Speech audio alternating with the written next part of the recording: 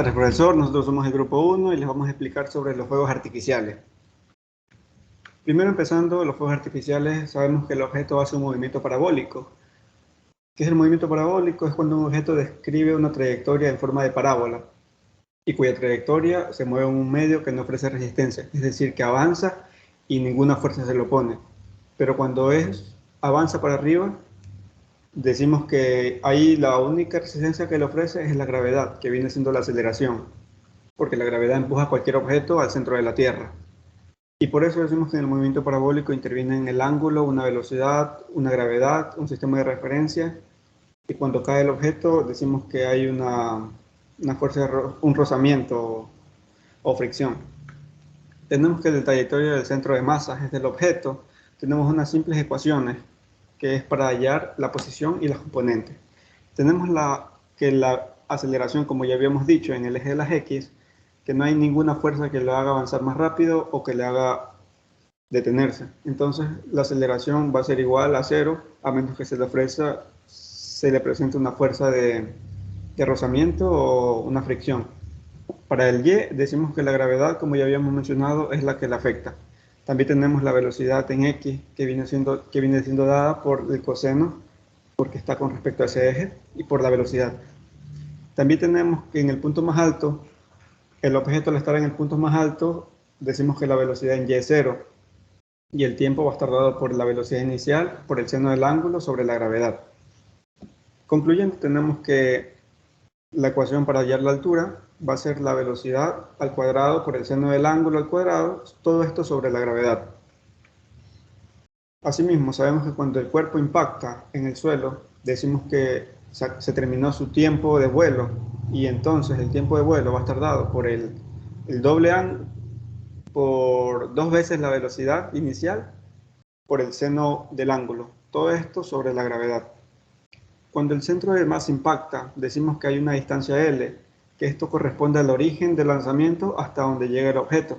Recordando que ahora mismo estamos hablando solo de un objeto y no estamos hablando de fuegos artificiales, que en ese caso van a destrozarse o van a expulsar varios trozos al momento de la explosión en su altura máxima. En este caso, el objeto va a llegar al suelo de forma intacta y su longitud va a estar dada por la velocidad al cuadrado sobre la gravedad por el seno del ángulo doble. Como ya habíamos mencionado, hablando de fuegos artificiales, esto va a ser una explosión en el punto más alto, es decir, que se van a dividir en fragmentos. Mostrando en las gráficas, tenemos que en este caso se desprendieron 2 fragmentos, pero puede hacer que haya muchos más, pero esto va a ser de forma igualitaria, va a ser pareja, en dirección al eje X. Aplicando el principio de la conservación del momento lineal y el balance energético, e igualando estas ecuaciones que se dieron debido a la colisión, tenemos las siguientes ecuaciones, que viene estando dada por la suma de las masas, por la velocidad, por el coseno del ángulo. Y esto viene siendo al balance energético de esta ecuación, que viene siendo dado por la masa del primero, por la velocidad, y asimismo la masa del segundo objeto por cuya velocidad. De toda esta ecuación igualada podemos rescatar o dar como resultado una velocidad 1 y la velocidad 2 del objeto, porque estos objetos al desprenderse o al explotar en fragmentos, uno va a tener diferente ángulo y otro va a tener diferente ángulo, pero todos estos van a tener un ángulo complementario, por así decir, porque van a ser del mismo ángulo con respectos entre sí. Porque si tenemos un ejemplo, tenemos 30 del ángulo de la masa 1 y 30 del ángulo de la masa 2, entonces diremos que se complementan, pero sus velocidades van a ser diferentes, por eso tenemos diferentes ecuaciones. La ecuación 2 va a ser igual a la velocidad inicial por el coseno del ángulo, más la raíz de 2 veces la energía de la masa por la masa 1 sobre la sumatoria de las masas por la masa 2, ya que estamos hablando de la velocidad 2. Y la velocidad 1 será igual a la velocidad inicial de los objetos por el coseno del ángulo. En este caso se resta las dos energías que están en el radical y que están multiplicadas por m2 y sobre la sumatoria de las masas y en este caso multiplicado por m1. A continuación, mi siguiente compañero. Movimientos de los fragmentos después de la explosión. Como ya dijo anteriormente mi compañero, los fuegos artificiales tienen una altura máxima en la cual explota y los fragmentos se dispersan por diferentes direcciones. Las ecuaciones que vamos a utilizar en los movimientos de los dos fragmentos son similares.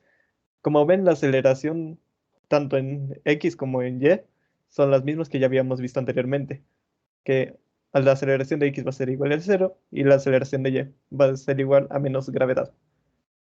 La velocidad en X va a ser igual a la velocidad del cuerpo 1, mientras que la velocidad en Y va a ser igual a 0, puesto que ya llega a su punto máximo y pues ya no tiene velocidad. De ahí el punto de impacto cuando Y es igual a 0 tiene como fórmula T es igual a la raíz cuadrada de 2 veces la altura sobre gravedad. Y esto da igual a T sobre 2. La distancia del punto de impacto con respecto al origen del primer fragmento es igual al, al espacio del primer cuerpo, que es igual a L sobre 2, más velocidad del primer cuerpo que multiplica a T sobre 2. La misma fórmula aplica para el segundo cuerpo sin ninguna distinción alguna. Entonces comprobamos que el centro de masa es igual a L, lo que tenemos como fórmula la masa del primer cuerpo por el espacio del primer cuerpo más la masa del segundo cuerpo que multiplica el espacio del segundo cuerpo. Todo esto dividido para la masa del primer cuerpo sumado a la masa del segundo cuerpo. Como podemos ver en la gráfica, estamos estudiando esta parábola, la mitad de la parábola, mejor dicho, que empieza desde un punto cero hasta el punto máximo de altura. Y como podemos observar, tenemos la misma, o sea, tenemos los mismos valores para la aceleración. En X será igual a 0 y la aceleración en Y va a ser igual a menos gravedad. Aquí se cambian las fórmulas de la velocidad. Velocidad en X va a ser igual a velocidad inicial por el coseno de ángulo, mientras que velocidad en Y va a ser igual a velocidad inicial por el seno del ángulo menos gravedad por el tiempo. También tenemos que R va a ser en X va a ser velocidad inicial por el coseno del ángulo por tiempo, mientras que en Y va a ser velocidad inicial por el seno del ángulo por tiempo menos un medio de gravedad por tiempo al cuadrado. Y cuando se alcanza la altura máxima, pues tenemos las dos siguientes fórmulas, que va a ser igual. L va a ser igual a velocidad inicial al cuadrado por el seno del ángulo doble. Y esto va a ser dividido para 2 veces la gravedad. Y la altura va a ser igual a la velocidad inicial al cuadrado por el seno del ángulo, por el seno doble del ángulo, dividido para 2 veces la gravedad. A continuación, mis compañeros.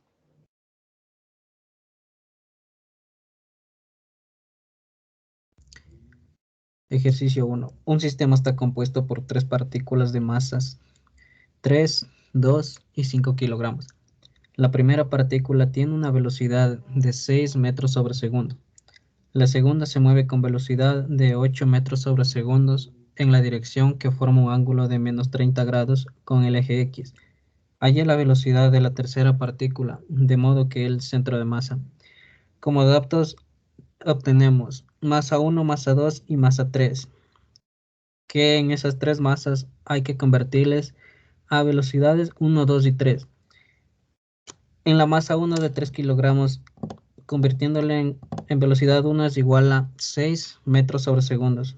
Masa 2, 2 kilogramos, que nos da igual a 8 metros sobre segundos del ángulo igual a menos 30 grados.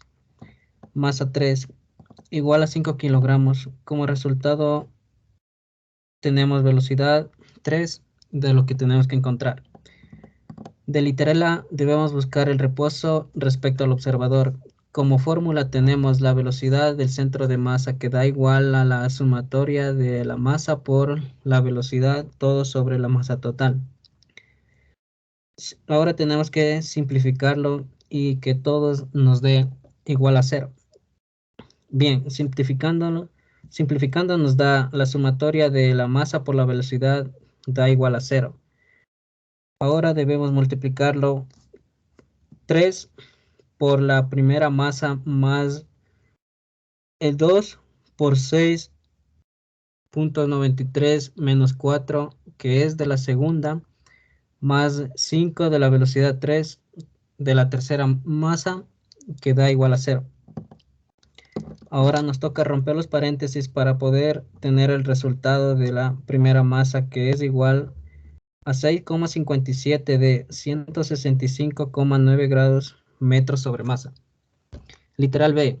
Hay que encontrar la velocidad del centro de masa con los siguientes resultados que nos dan.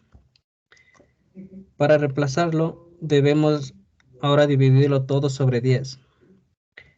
Bien, ahora al agrupar nos quedaría 5 de la velocidad 3, que nos da igual a la primera masa, menos la tercera, menos con la primera.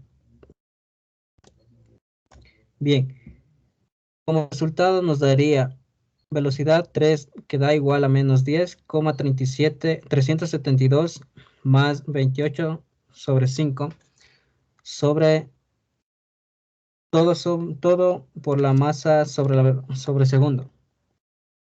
Como resultado final, la velocidad del vector 3 es igual a 11,79 de 151,63 grados metros sobre segundos. Literal C. Encontrar la energía cinética del sistema en 200 joules. Como fórmula tenemos la ecuación energía cinética es igual a 200 joules. Al simplificarlo, nos da igual a 1/2 de la masa total de la velocidad del centro de masa al cuadrado más 1/2 de la masa total de la sumatoria de la masa total por el vector del radio al cuadrado más 1/2 de la sumatoria por la masa total, la velocidad y por tiempo al cuadrado. Entre todo eso debemos reemplazarlo con todos los resultados que sacamos en el literal A y el literal B. Bien, ahora al agruparlo nos quedaría 5 velocidad 3 al cuadrado es igual a 117,98 y menos 4j. Bien, como velocidad del vector 3 al cuadrado nos da igual a la raíz de 23,59 del vector y menos 4 sobre 5 del vector j. Ahora debemos romper la primera raíz para que nos quede como resultado la velocidad del vector 3 es igual a 23,59 del vector y menos la raíz de 4/5 del vector j. Ahora debemos sacar la respuesta de las dos raíces como resultado que nos da. La velocidad del vector 3 es igual a 4,86 del vector y menos 2 de la raíz de 5 todo sobre 5 del vector j por metro sobre segundos. Y como resultado final nos da el vector de la raíz 3, que es igual a 4,94 de menos 10,43 grados por metros sobre segundos. A continuación, mi compañero. Ejercicio 2. Un lanzador de disco aplica una fuerza de 30 newton sobre segundo al cuadrado por tiempo al cuadrado en el vector y, más 40 newtons más 5 newtons sobre segundo por el tiempo en el vector j, a un disco de 2 kilogramos. Si el disco estaba originalmente en reposo, ¿qué velocidad tiene después de los 0.5 segundos? Escribe la respuesta en forma vectorial. Como dato tenemos una fuerza en el vector y en el vector j, tenemos una masa de 2 kilogramos, un tiempo de 0.5 segundos, la velocidad inicial que es 0, y primeramente empezamos reemplazando el tiempo en el vector y, que nos da como resultado 7.5 newtones, y en el vector j reemplazamos el tiempo que nos da como resultado 42.5 newtons. Luego sabemos que la fórmula de la aceleración es igual a fuerza sobre masa, y nos da que en el vector y tenemos una aceleración de 3.75 metros sobre segundo al cuadrado, y la aceleración en el vector j, que es igual a 21.25 metros sobre segundos al cuadrado. Y por último tenemos que la velocidad final es igual a la velocidad inicial más aceleración por tiempo. Aquí se anula la velocidad inicial, reemplazamos dato y como resultado tenemos que la velocidad es igual a 1.88 metros sobre segundo en el vector y más 10.62 metros sobre segundos en el vector j. Gracias y a continuación mi compañero.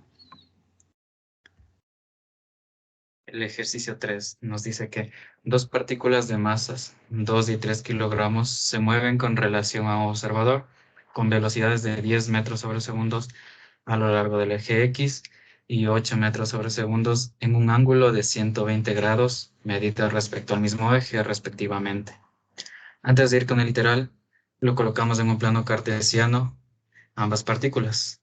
Y entonces vamos con el primer literal que dice expresar cada velocidad en forma vectorial. Bueno, en el primero, como nos da que solo se mueve en el eje X, la verdad no va a haber componente en eje J, pero vamos a comprobarlo. Entonces tenemos que la velocidad vectorial en 1 es igual a la velocidad por el producto de el coseno en Y y el seno del ángulo en J. Reemplazamos datos y nos queda 10 en el componente Y metros sobre segundos. Vamos con la segunda partícula, nos apoyamos en la misma fórmula con el coseno del ángulo en Y y el seno del ángulo en J por la velocidad. Y reemplazamos con los 120 grados que nos da el ejercicio. Y haciendo propiedad distributiva, nos queda que en el componente Y, menos 4, más 4 raíz de 3 en J metros sobre segundos. El literal B nos pide hallar las velocidades del centro de masa. Con la fórmula que ya conocemos antes, que nos dice que para hallar la velocidad del centro de masa es igual a el producto de la masa por la velocidad de la primera más el producto de la masa por la velocidad de la segunda partícula, todo eso sobre la masa 1 más la masa 2. Reemplazamos datos y aquí debemos tener cuidado ya que estamos trabajando en forma vectorial. Entonces solo los componentes en Y trabajan con Y y J con J. Entonces los ponemos en dos paréntesis aparte y nos queda 8 quintos en Y y 12 quintos raíz de 3 en J metros sobre segundos. Y por último, el literal 3. Expresar la velocidad de cada partícula respecto del centro de masa.